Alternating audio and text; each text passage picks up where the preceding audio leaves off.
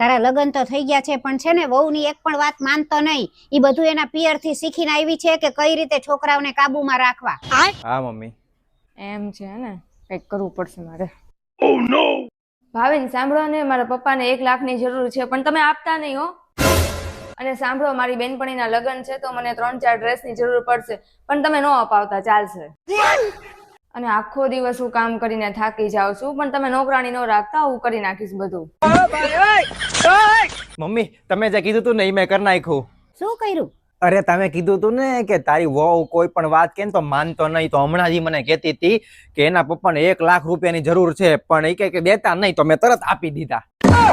પછી પાછી તરત કહેતી હતી કે મારી બેનપણી લગ્નમાં મારે જવાનું છે, 3-4 જોડી ડ્રેસ જોશે પણ એ કે તે દેતા નહીં, હાલશે. તરત મેં ફોન માંથી ટ્રાન્સફર કરી દીધા પૈસા. મેં તો લઈ લે જા. એને એમ કે હું એની વાત માની જઈશ એટલે નો માન્યો. પછી પાછી હજી કે